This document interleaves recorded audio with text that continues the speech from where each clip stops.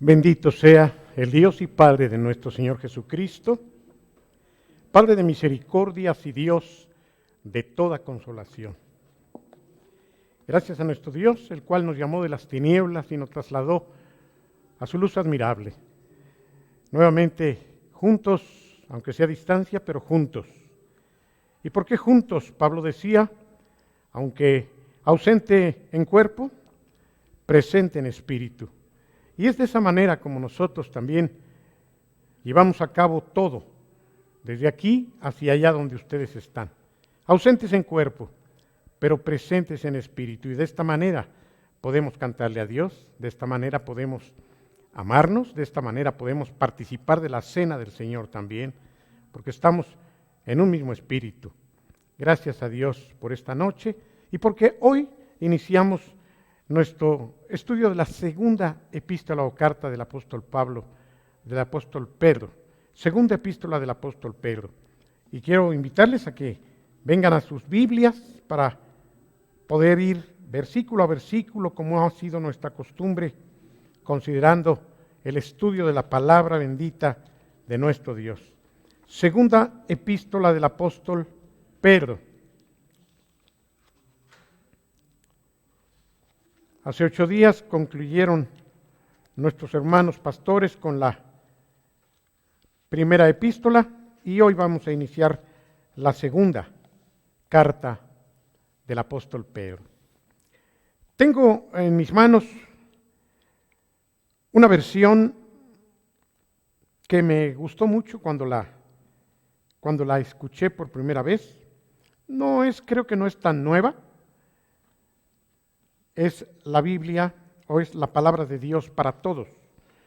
Ya saben que a mí me gusta siempre poder leer versiones que se entiendan.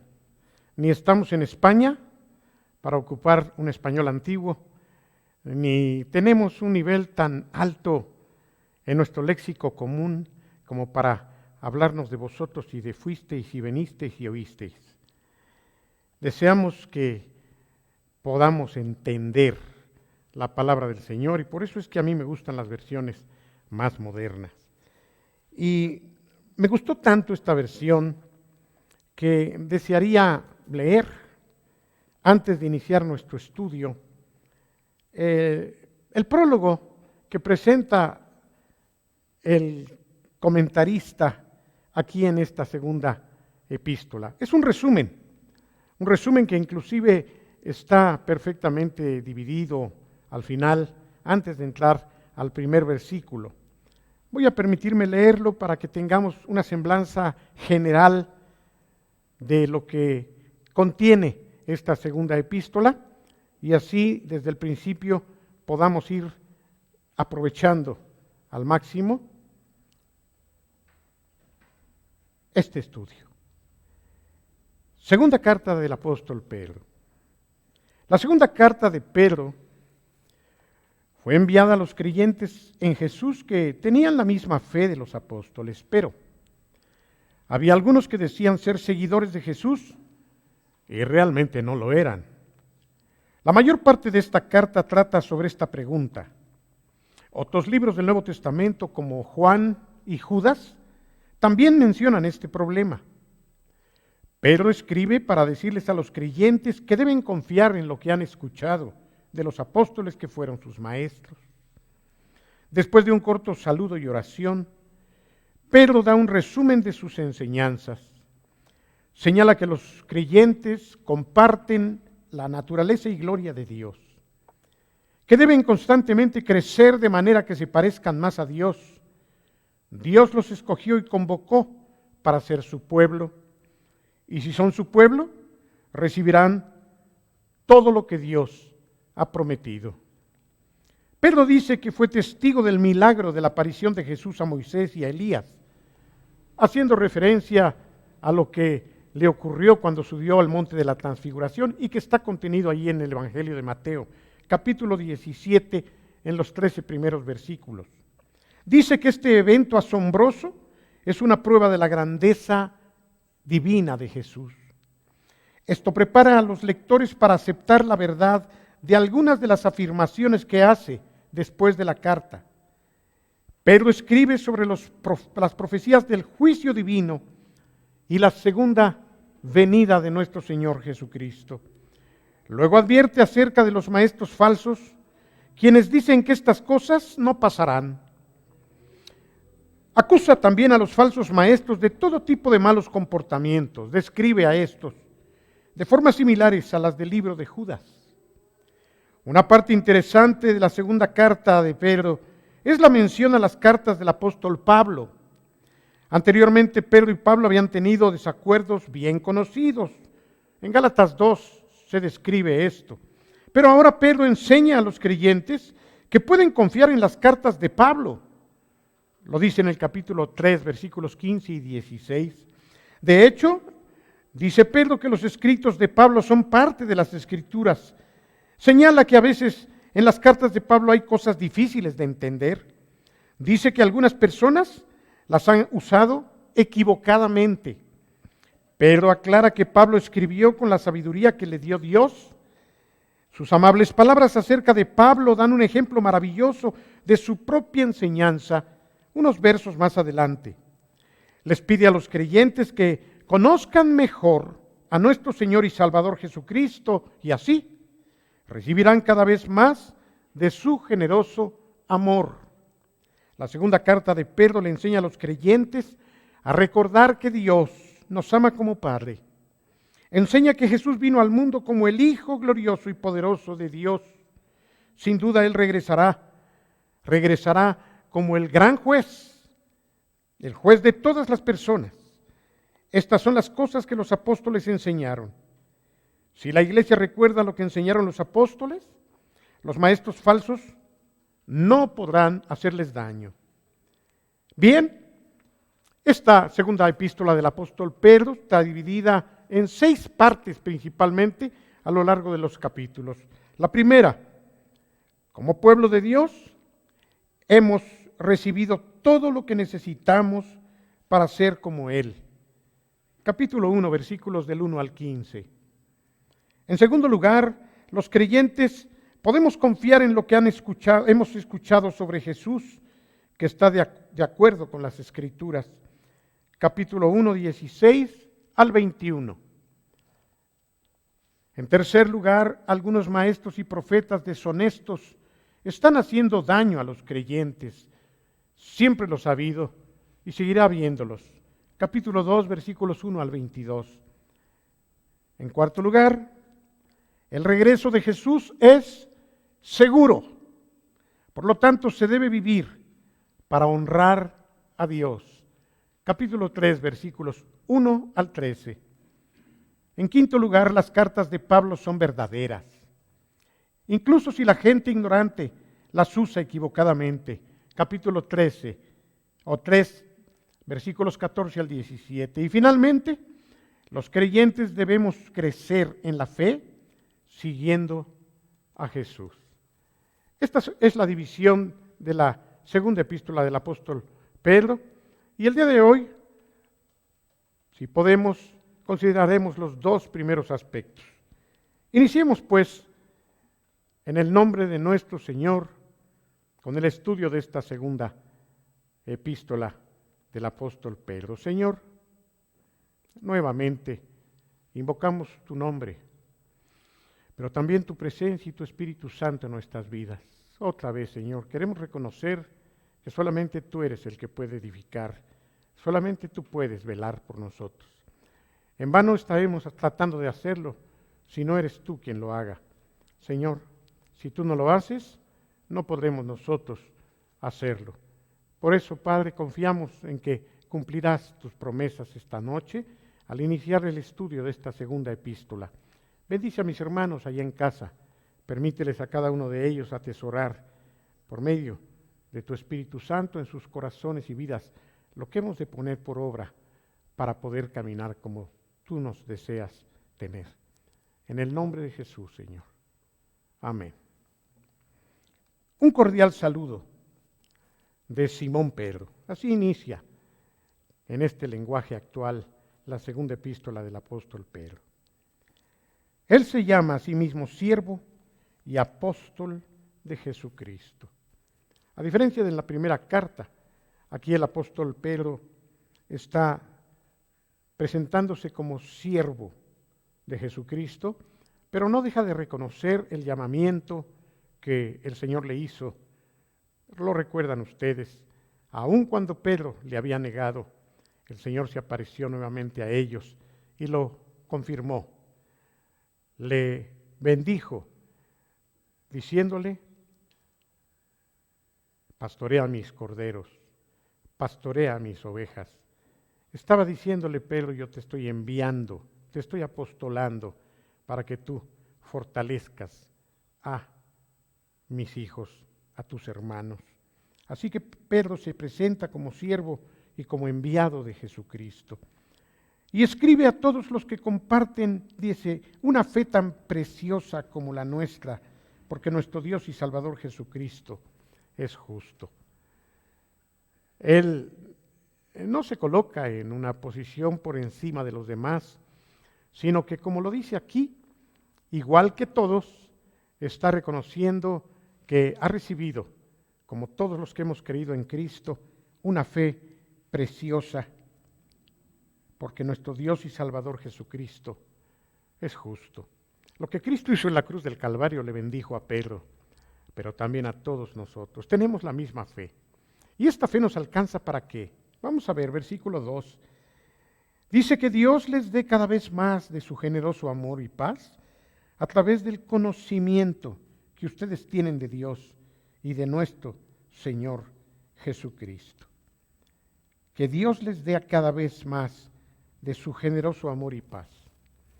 Pedro dice que el amor y la paz del Señor van a aumentar en la medida en que nosotros podamos conocer la verdad de que tenemos de Dios y de nuestro Señor Jesucristo, sus bendiciones.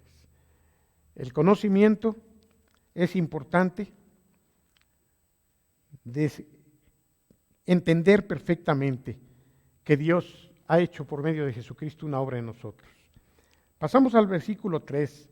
Dice que con su divino poder Jesús nos da todo lo que necesitamos para dedicar nuestra vida a Dios. ¿Acaso faltará algo para poder caminar como Dios quiere?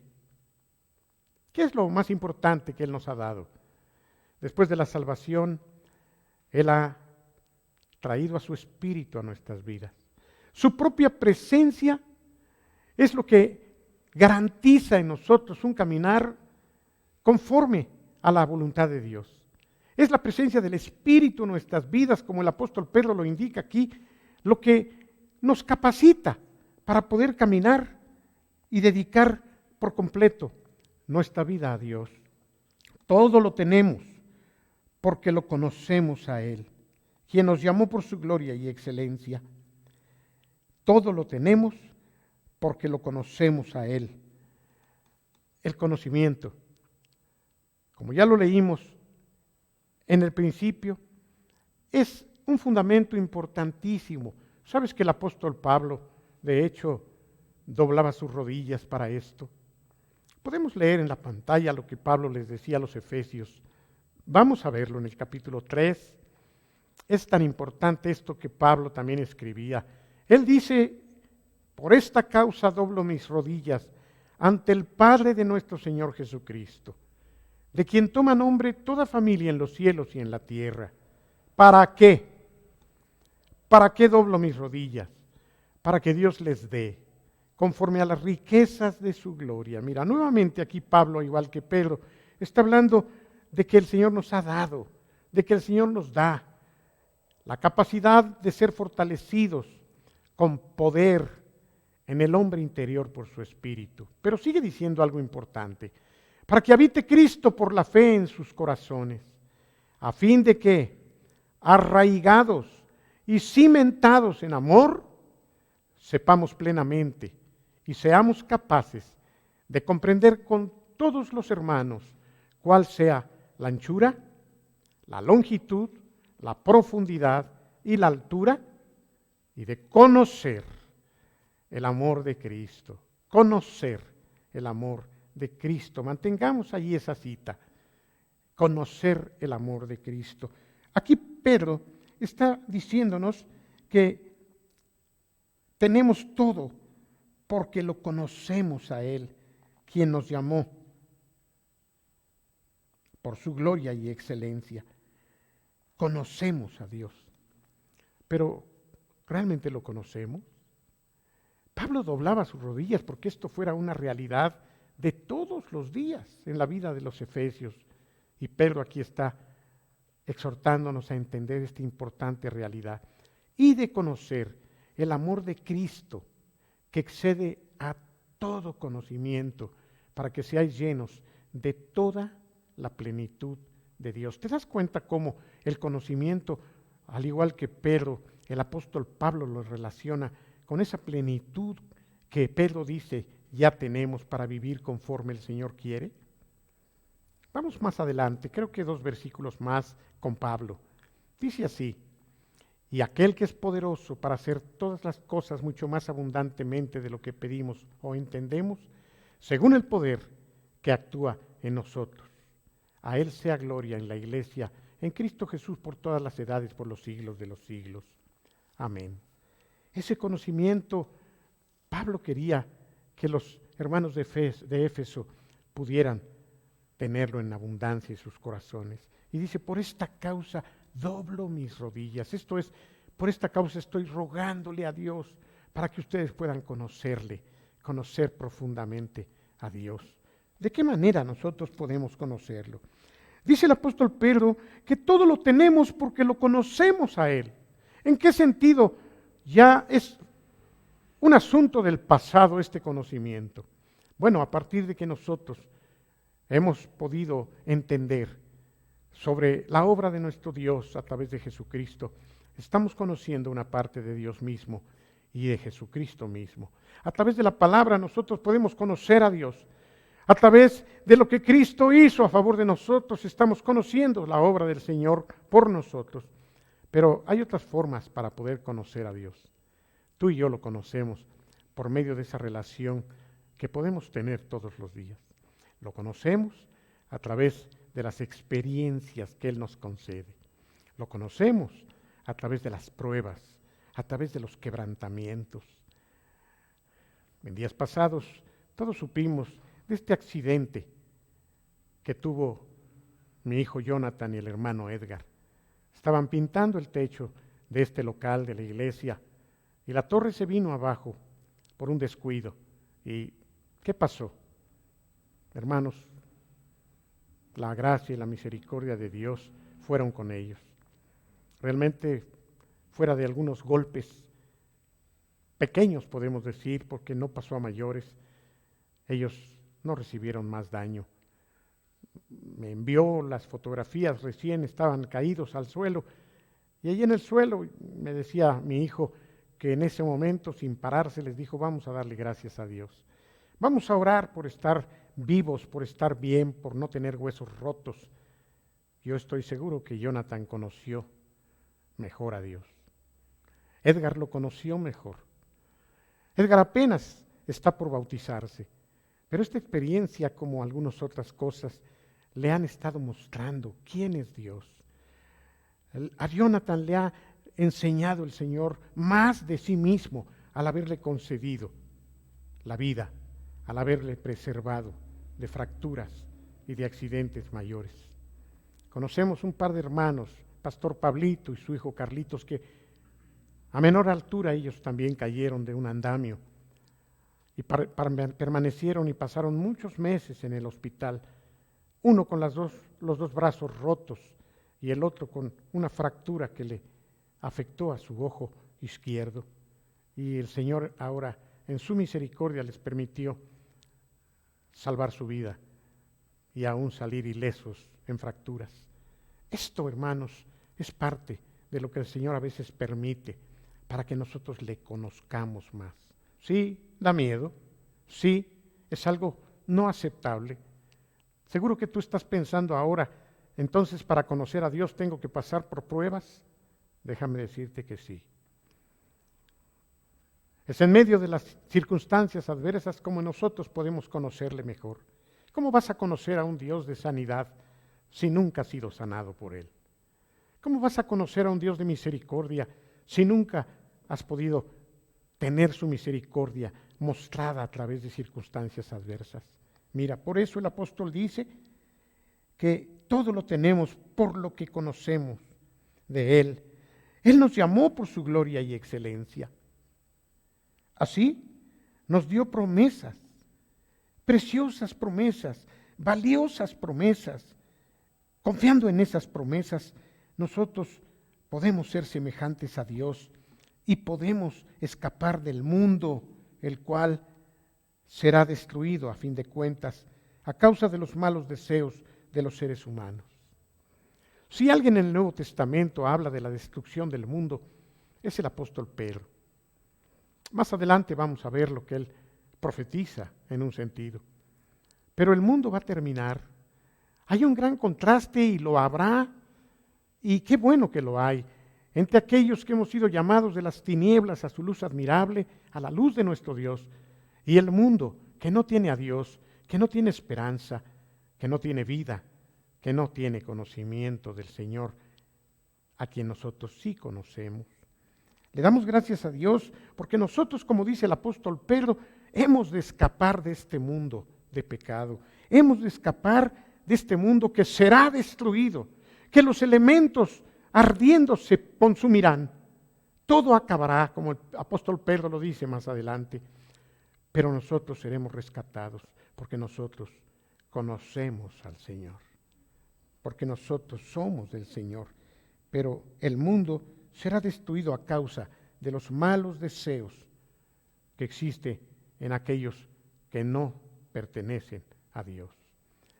Sigue diciendo el apóstol Pedro en el versículo 5, como ya tienen esas promesas, ya las tenemos, entonces viene la exhortación del apóstol. Dice, esfuércense ahora por mejorar su vida. Quiero detenerme en esta expresión. Esfuércense ahora por mejorar su vida. La versión menos popular, menos actual, dice, como ya tienen esas promesas, esfuércense ahora por mejorar su vida.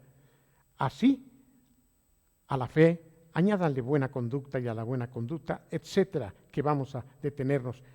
Vengamos nuevamente al principio del versículo. Como ya tenemos esas promesas, de igual manera que esta versión dice allí, esfuércense ahora por mejorar su vida. ¿Qué nos exhorta el apóstol Pedro a hacer? ¿Comprendes bien lo que esto significa? ¿A qué nos está invitando? Esfuércense ahora por mejorar su vida. Un esfuerzo para este tiempo, para hoy, para poder ser mejores en la vida. ¿Mejores en qué sentido? Bueno, lo va a decir más adelante. Fíjense, y esto es algo que nos compete a nosotros.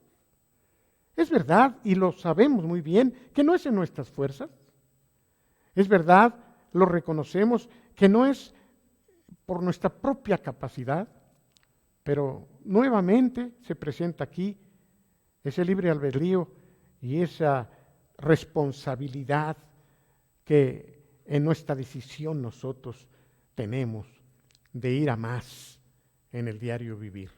Esfuércense ahora en mejorar su vida.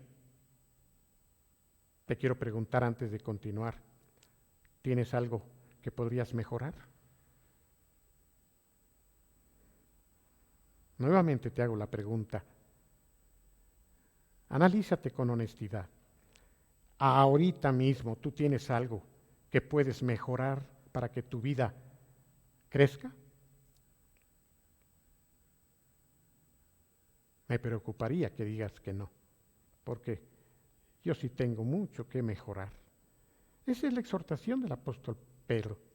Esfuércense ahora. Desde luego que inicia diciendo esfuércense. Y esto implica una disposición que va a costar.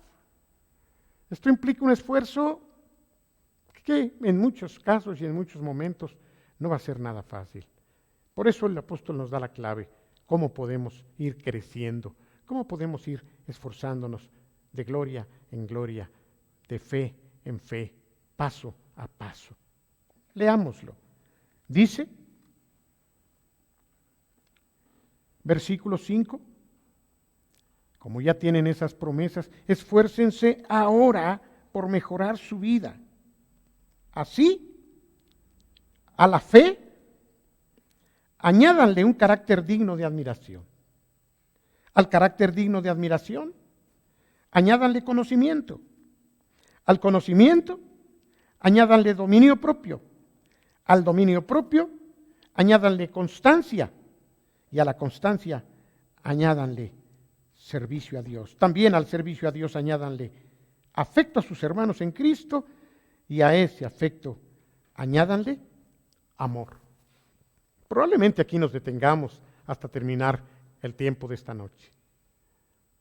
Porque necesitamos entender bien esto, comprenderlo bien. En principio, el apóstol nos dice que habiendo tenido ya las promesas, debemos esforzarnos ahora por mejorar nuestra vida. ¿Cómo? ¿Cómo puedo esforzarme a mejorar mi vida? Bueno, comienza con la fe. Comienza con la fe. Esto es lo que debe estar como cimiento para caminar. Nadie que no tenga fe en la obra de Jesucristo podrá esforzarse, mucho menos mejorar su vida. Es necesario creerle a Dios, porque sin fe es imposible agradar a Dios. Necesitamos creerle al Señor. Creer que podemos ser mejores.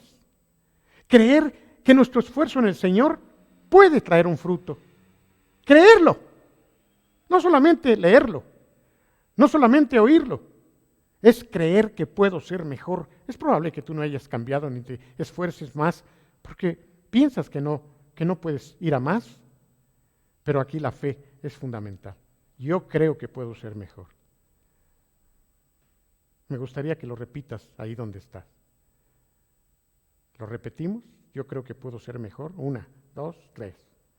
Yo creo que puedo ser mejor. ¿Lo crees? ¿Crees de veras que Dios quiere eso para ti? ¿Y crees que tú puedes? Si tú no puedes o crees que no, bueno, detente ahí porque lo demás ya no es para ti. Tienes que partir de este principio. El apóstol Pablo decía, precisamente al respecto, todo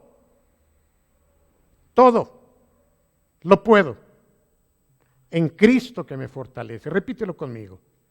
Todo lo puedo en Cristo que me fortalece. Sí podemos. Esfuérzate hoy para mejorar tu vida por la fe, por lo que Cristo hizo. En otras ocasiones, yo he compartido sobre la importancia de entender que es Jesucristo en nosotros la esperanza de gloria, como Pablo lo escribe. Que no es porque yo le eche ganas, que no es porque yo soy poderoso, que no es porque me voy a esforzar en mi capacidad humana, de ninguna manera. Es porque el poder de Cristo mora en mi vida. Es Él obrando en mí. Es Él trabajando en mí. No soy yo, es Cristo en mí. ¿Recuerdas Gálatas 2:20? Podemos leerlo en la pantalla. También el apóstol Pablo lo escribió en relación a esto que Pedro está invitándonos a vivir. Por eso es que el principio es la fe. ¿Qué dice Gálatas 2:20? Con Cristo estoy juntamente muerto. Ya no vivo yo. Es Cristo quien vive dentro de mí. Y lo que ahora vivo en este cuerpo humano, en esta carne mortal, lo vivo, pero en la fe del Hijo de Dios, el cual me amó y se entregó por mí. ¿Te das cuenta? ¿Te das cuenta que es Cristo en mí? Pero necesitas creerlo. Necesitas confiar que al irse el Señor, vino en el Espíritu a nuestras vidas. Más aún cuando hemos sido bautizados en el Espíritu Santo, está ya el poder de Dios en nuestras vidas, de tal manera que el imperativo de esfuércense hoy para mejorar su vida es algo que se puede lograr porque es Cristo quien está en nosotros. Cuando tú estés librando una batalla, cuando estés viéndote débil, tú puedes decirle: Señor, de antemano reconozco que yo no puedo hacerlo. No quieras demostrarle a Dios que tú puedes, mejor reconoce que tú no puedes.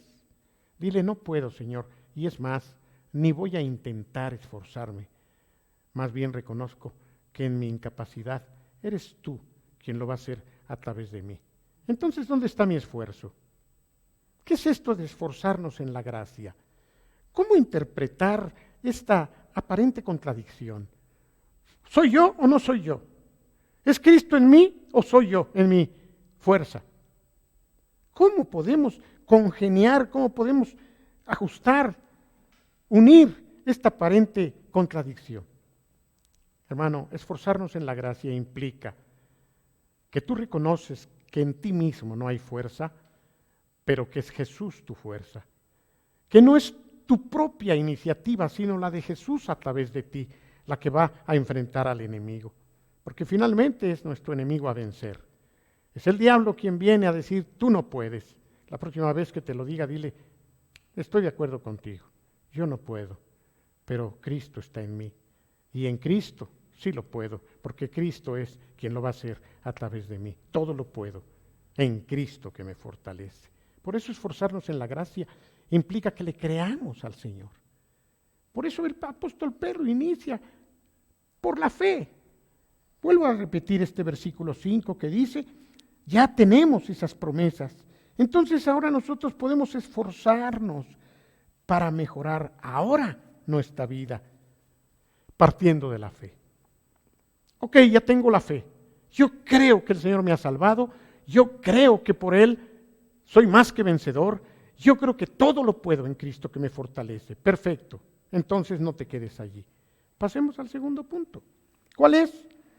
A esa fe, añádele, súmale un carácter digno de admiración.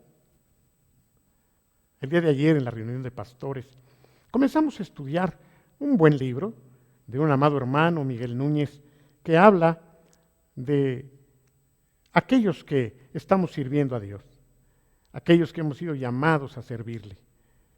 Y una de las cosas que él enfatiza desde el principio es la necesidad de un carácter antes de pretender servir a Dios. Tener carácter. ¿Qué implica después de la fe ser personas de carácter? Bueno, cuando hablamos de carácter, y aquí dice carácter digno de admiración, está hablando de una persona que no es movida fácilmente para un lado y para otro. Es una persona de una sola pieza, es una persona firme, es una persona que ha demostrado con su forma de caminar, por su forma de hablar, por su forma de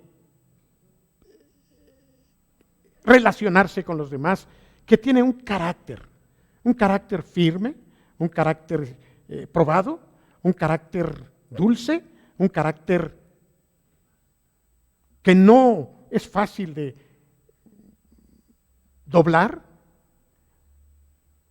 Una persona con carácter es una persona definida en las cosas que Dios está demandando. Aquí dice carácter digno de admiración. Algo similar, el apóstol Pablo expresa cuando le dice a Timoteo de las 28 características, precisamente características y carácter vienen del mismo vocablo. Esas 28 características que un llamado a servir debiera tener. Le dice: no pongas al servicio de Dios a cualquiera, mucho menos pongas a los nuevos, no pongas a los nuevos, pon a las personas que tienen ya un carácter digno de admiración. ¿Cómo es posible que nosotros logremos un carácter digno de admiración? Bueno, se requieren varias cosas. En principio, otra vez, tiempo. La neofitez no forma parte de los que tienen un carácter probado. Tiempo. Otra vez, pruebas. Circunstancias que han moldeado a esa persona. Pruebas.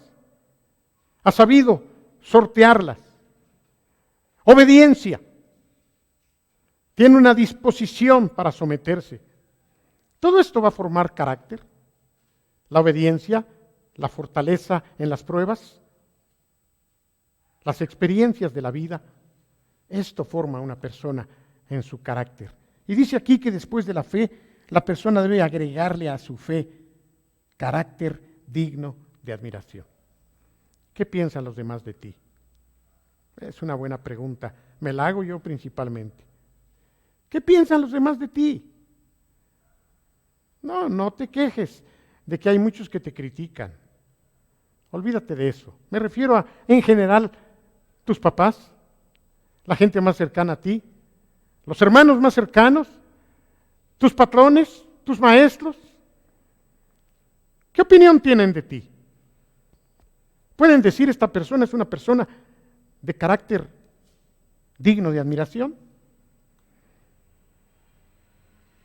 En otras palabras, ¿tú serías una persona recomendada? ¿Serías fácil de recomendar a otros? ¿Tu diligencia es probada? ¿Eres una persona diligente? Esto forma también el carácter. ¿Eres una persona que sabe sufrir? ¿O eres una persona que gimotea fácilmente? En tantas cosas, si nos hicieran exámenes, quién sabe qué calificación obtendríamos. ¿Tú eres de las personas que se queja fácilmente? ¿Eres de las personas que llora con facilidad? ¿Eres de las personas que se asusta fácilmente? Les he dicho que en esta cuarentena, que ya es ochentena, he podido conocer más a la gente. He podido darme cuenta de muchas cosas que solamente a través de esto hubiera yo podido conocer como lo estoy conociendo. He podido conocer gente de carácter, pero de carácter débil y de carácter digno de admiración. No solamente es asunto de fe, porque la palabra del Señor nos dice, como Santiago también lo escribe, que la fe tiene que ser probada. Por eso es que a la fe hemos de agregarle carácter digno de admiración. Que tu conducta avale el ser una persona de carácter probado, de ser una persona de carácter que los demás pueden aplaudir y pueden reconocer. Ok, ya tengo fe, tengo carácter digno de admiración, faltan muchas más cosas. ¿Cómo? Bueno, pues a la fe y al carácter digno de admiración vamos a agregarle, según el apóstol Pedro nos invita, vamos a agregarle conocimiento. Nuevamente esa preciosa palabra. Tengo fe, tengo carácter probado, digno de admiración, pero yo necesito seguir conociendo a Dios. Necesito conocerle más profundamente. Necesito entender más cómo es mi Dios. Un conocimiento por el cual Pablo doblaba sus rodillas para que pudiéramos conocer lo alto, lo ancho, lo profundo, lo largo del amor y de la gracia del Señor. Cada vez que nosotros conocemos más a Dios, a través de todo lo que ya expliqué anteriormente, nosotros estamos agregando a la fe y al carácter digno de admiración este conocimiento tan importante. Sabes, yo en mis oraciones diarias, y repito continuamente algunas cosas, entre otras yo le digo todos los días al Señor, Señor, revélate a mí. Sabes, te voy a confesar algo. Yo fui católico en mi infancia, hasta los 21 años. Pero cuando yo estaba en mi adolescencia, especialmente en mi adolescencia, saliendo de la infancia, pues allí en los colegios de los maristas y de las monjas donde yo estudié, me hablaban de algunos pequeños santos. Me acuerdo de una muchachita que impactó mi vida, su historia, una mujercita, se llamaba María Coretti. No se me olvida, fíjense, a pesar de mis 70 años. María Coretti, una italiana que fue violada y asesinada por causa de que ella no dejó de creer en el Señor. Bueno, la presentan como una santa. Y esta pequeña vio a Dios según la historia. Pero junto con ella, muchas otras historias, como aquellos niños de Francia que platicaron con la Virgen allá en Lourdes, Francia. Y cómo me impresionaban estos encuentros que algunos niños tenían. Recuerdo, esto yo nunca lo había platicado, pero yo recuerdo que cuando rezaba, que ahora sé que era oración porque yo no rezaba mucho, pero oraba mucho a Dios. Allí me encerraba y le decía, Dios, yo quiero verte.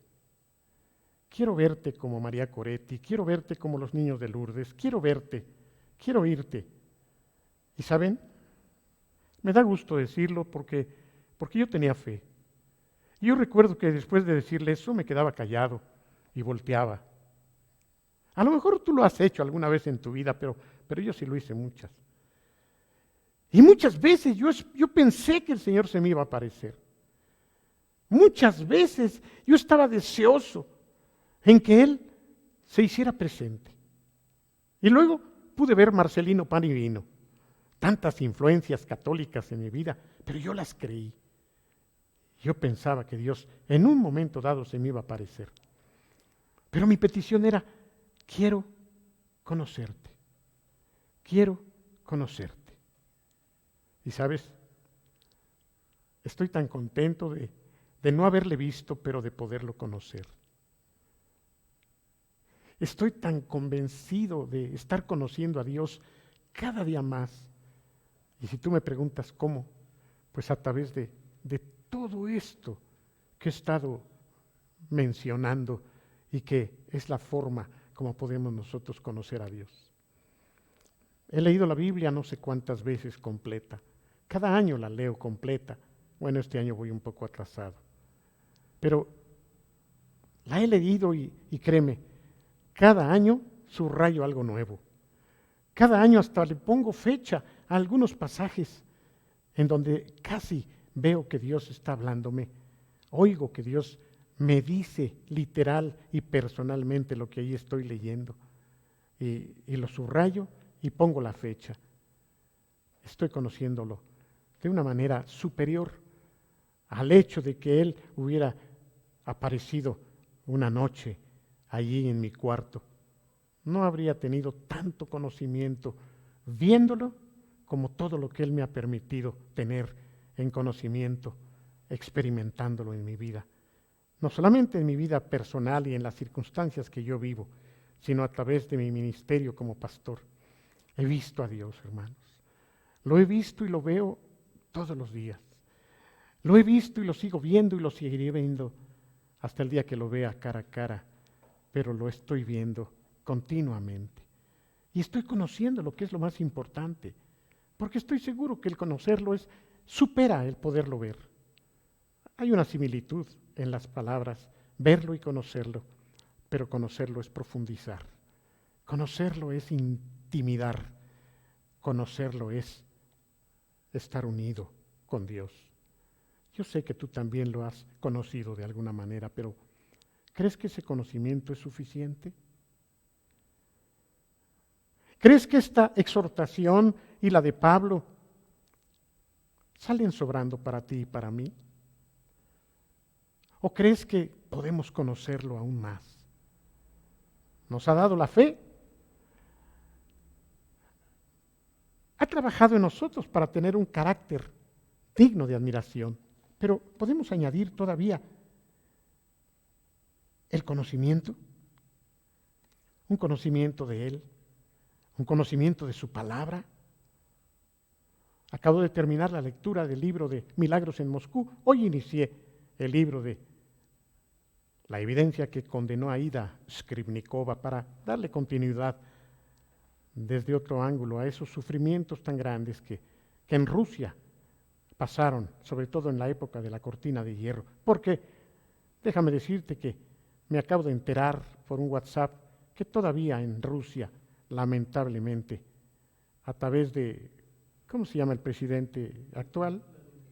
Putin, siguen siendo perseguidos los cristianos. Actualmente, Putin no es lo que muchos dicen.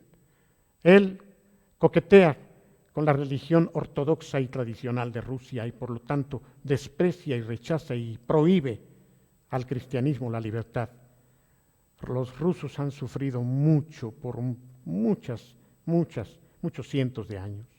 Desde luego que no es como en la época de Nikita Khrushchev y mucho menos como en la época de Stalin y antes de aquel hombre revolucionario que fue el más malo de todos. Pero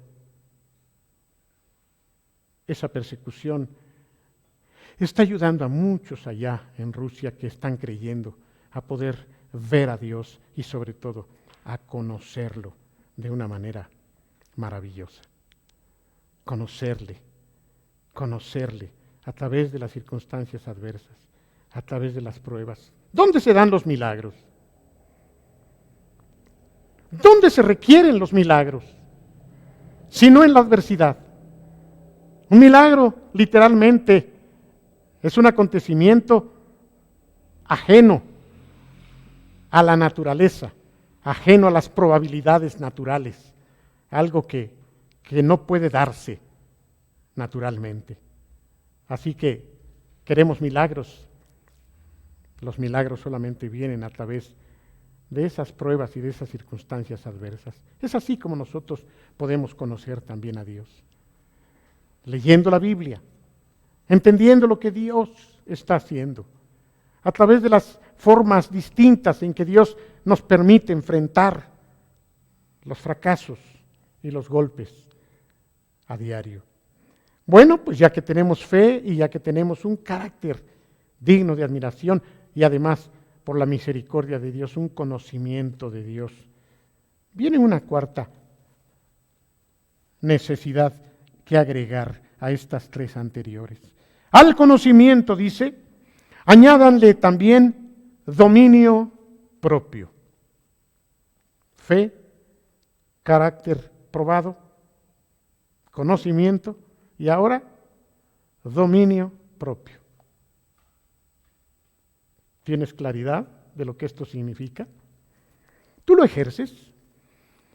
Yo lo ejerzo, solo que quizá no lo ejercemos como el Señor está esperando que lo ejerzamos. ¿Qué es dominio propio? No estoy diciendo demonio propio. ¿Qué es tener dominio propio? ¿Has ayunado? ¿Sabes lo que es ayunar? Seguro que algunos lo saben, la mayoría quizá no. ¿Por qué no tienen dominio propio? Y aún los que están en ayuno muchas veces, ¿cuántas veces tú requieres del dominio propio? ¿No es verdad que cuando ayunamos es cuando parece que los demás comen lo más sabroso? ¿No es verdad que cuando estamos en ayuno es cuando nos ofrecen las cosas que otros días no nos ofrecen? Yo sé que te estás riendo porque es la verdad. ¿Y por qué tú no has cedido? Porque otras veces has cedido. No he estado allí, pero tú has cedido. Bueno, otro día terminaré bien mi ayuno. Hoy no pude. ¿Por qué no pudiste? ¿Por qué te propusiste con todo tu corazón y ya para las 4 de la tarde ya no pudiste? Y con pena dices, bueno, hoy no, pero mañana hasta 2 días. ¿Por qué? Dominio propio. El dominio propio que Dios nos da ha de aplicarse cuando las circunstancias se presentan muy tentadoramente. necesitas dominio propio para no ver el WhatsApp. Necesitas dominio propio para no meterte en tu computadora. Necesitas dominio propio para callarte la boca y no gritarle a tu mujer. Necesitas dominio propio para respetar a tu esposo. Necesitas dominio propio para no dejar de leer la Biblia, aunque te estés durmiendo. Necesitamos dominio propio para no agradarnos a nosotros mismos, aún en aquello que puede ser legítimo. Necesitas y necesito dominio propio. Y una vez más, por el poder del Espíritu en nosotros. ¿Cuántas veces has clamado a Dios, Señor, lléname de tu Espíritu? Quizá no le has dicho, dame dominio propio. ¿Cómo esto que has de agregar al carácter digno de admiración, a la fe, al conocimiento? Dame dominio propio, Señor. No quiero contestarle a mi madre, no quiero faltarle al respeto a mi papá. Dame dominio propio. Cállame la boca. Sabes, hermano, las personas como yo, y hay muchas, lamentablemente, tenemos que decirle a Dios, Señor, pon candado a mi boca de repente. Controla mi lengua, controla mi bocaza, Señor. Concédeme, Señor. ¿Sabes? No solamente para poder terminar tu ayuno, pero para no comer lo que oculto con el púlpito, para no comer lo que afecta. ¿Verdad que necesitamos dominio propio para no comernos esa empanada? ¿Tú no necesitas dominio propio para dejar de tomar la coca helada cuando estás sudando? ¿No necesitas dominio propio para ya no echarte el gansito? ¿No necesitas dominio propio para dejar de comer los dulces? Mi hija mayor, no saben ustedes cómo me está cuidando la manera de cómo yo como. El sábado vinieron, nos fuimos al mercado a desayunar. Y bueno, pues desayuné. Pero siempre, yo no sé qué pasa, a mí me pasa nada más, yo sé que a ti no, pero siempre que termino algo salado, a mí nada más me pasa. No sé por qué, pero me dan unas ganas de un dulce y sobre todo de una galleta. Yo sé que eso nada más me pasa a mí.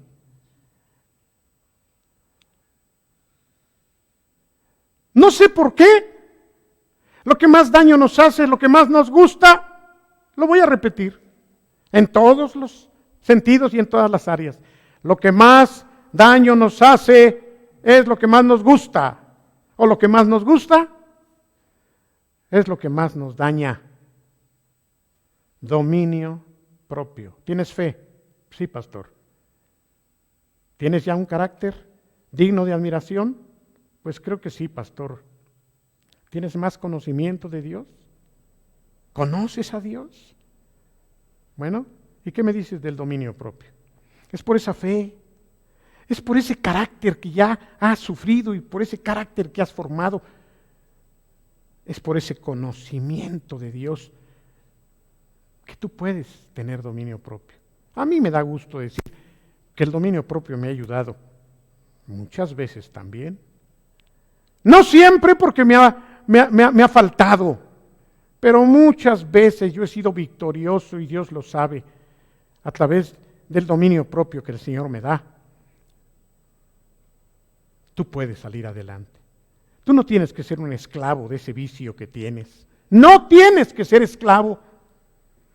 Tú puedes salir adelante, pero pregúntate si tienes fe primero. Pregúntate si el carácter que tú tienes ha sido un carácter ya forjado. Y si no, bueno, si estás apenas en el segundo grado, pues Dios va a tener que seguir probando tu carácter.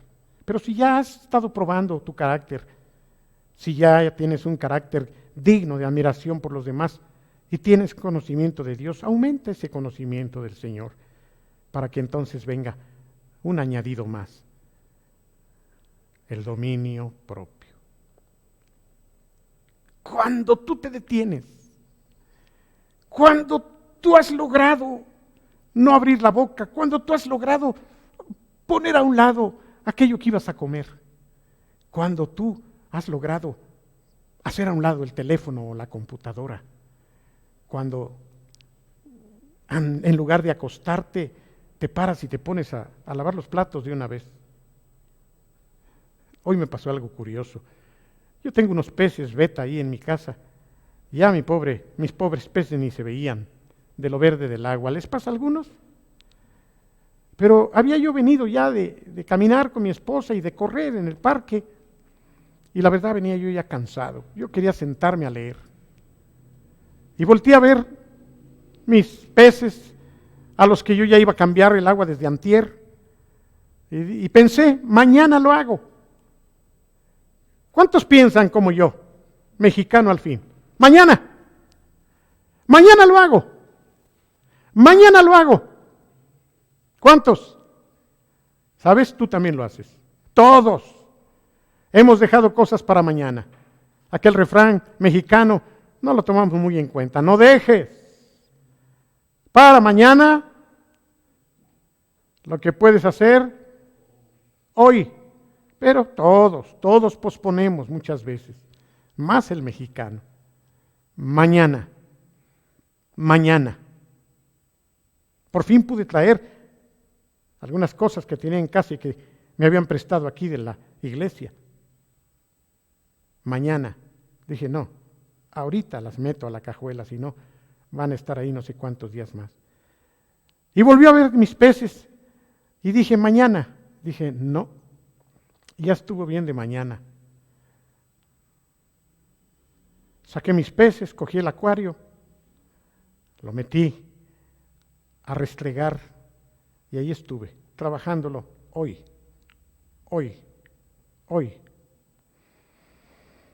No mañana. Pero como eso, todo lo demás.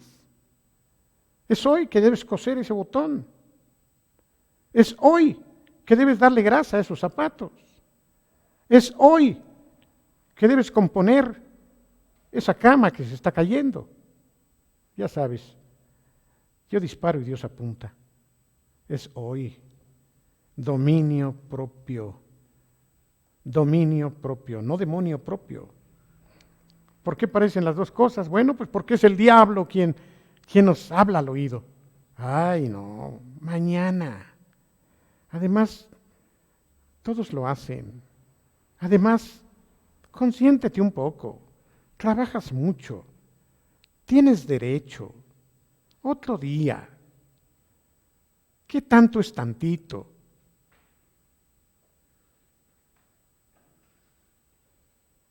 Hoy, dominio propio, fe, carácter digno de aprobación, digno de confianza, conocimiento, dominio propio. Ya son muchas cosas, ¿no, pastor? Pues, ¿qué crees? Sigue la lista. Dice, a la fe, añádele carácter digno de admiración, carácter digno, añádele conocimiento, al conocimiento añádele dominio propio, y al dominio propio añádele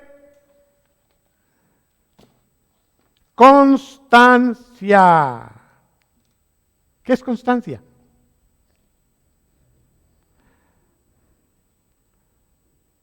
Si todo lo que implica estos elementos para ser victoriosos nos gustara, qué precioso. Por eso es que hay cosas que te gustan, que haces muy bien. Y no te cuesta trabajo ser constante y tampoco tener dominio propio sobre eso, porque te gusta. Ahorita mismo estoy recordando a mis palomas, de las que les he hablado tanto. Sí, hubo días en que yo no tenía muchas ganas de venir a mi casa y sacarlas, porque diario las tenía que sacar para entrenarlas. Pero el saber que yo había sido campeón y que ese año podía volver a ser campeón, ¿cómo me motivaba? ¿Cómo me motivaba?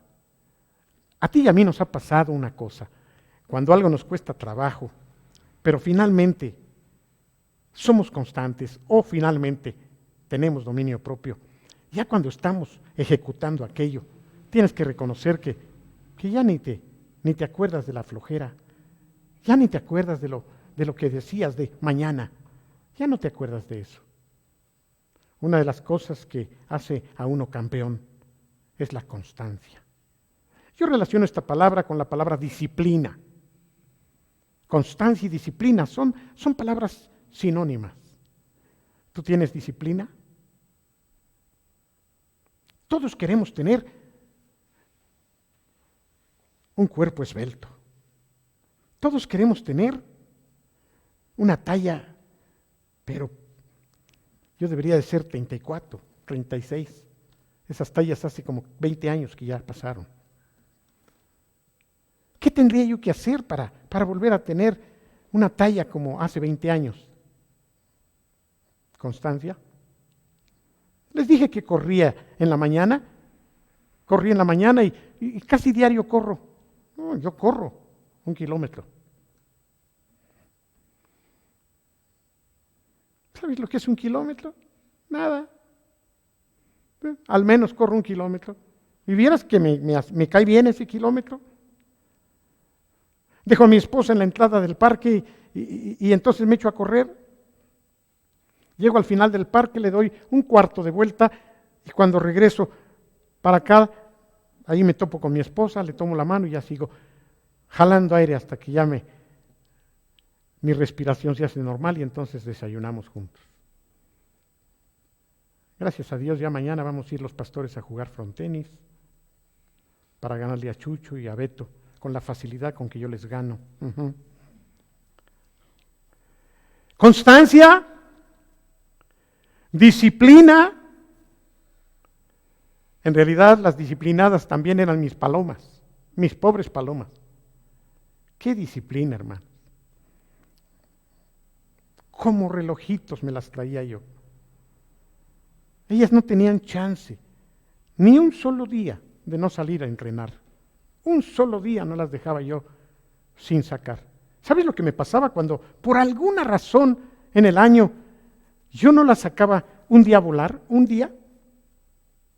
Yo necesitaba 8 días para que ese día que no salieron se compusieran, porque si yo no las sacaba un día, al otro día no volaban bien y al tercer día tampoco, y necesitaba yo 8 días para que hasta el 8º día volvieran a tomar el curso de la hora que tenían que volar arriba del palomar para hacer ejercicio y para tener sus pectorales y sus pechugas fuertes para los kilómetros que tenían que volar de regreso a casa en la competencia.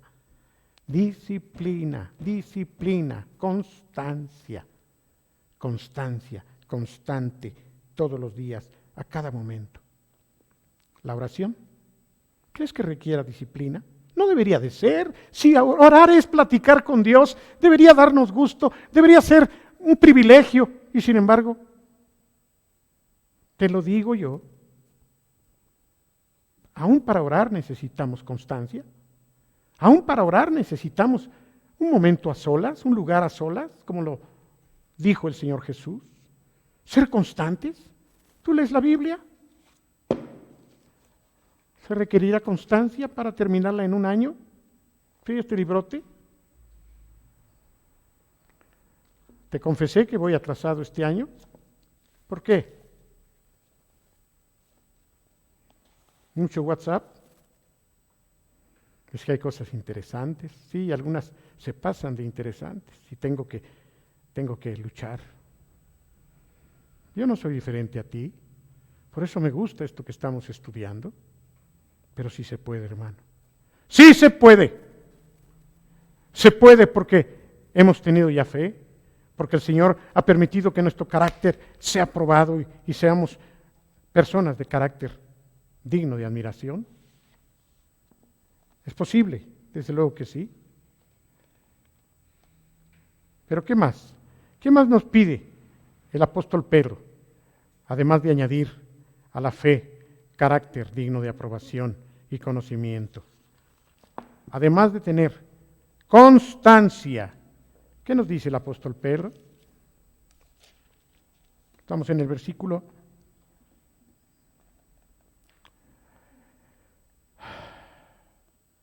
7. ¿7?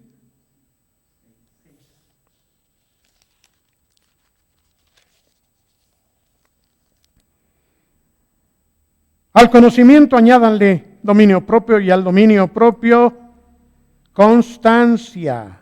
A la constancia añádanle servicio a Dios.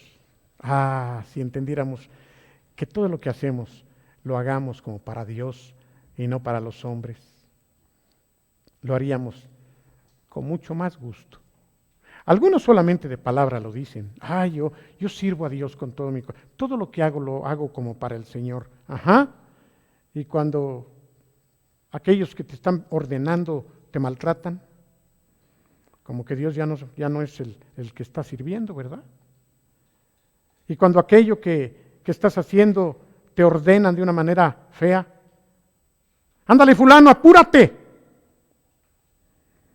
Si en verdad todo lo hiciéramos como dice aquí el apóstol Pedro, como para el Señor, no importa cómo nos lo pidan, no importa si son injustos, no importa si valoran lo que hacemos o no, porque lo hacemos como para el Señor y no para los hombres.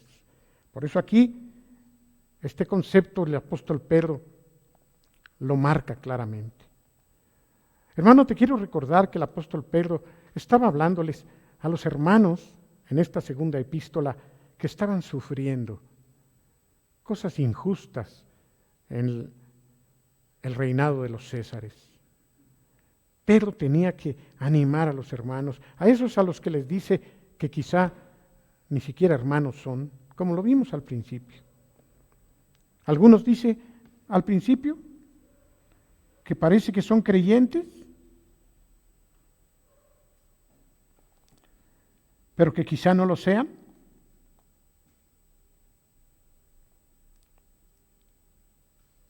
No recuerdo en qué versículo lo leímos,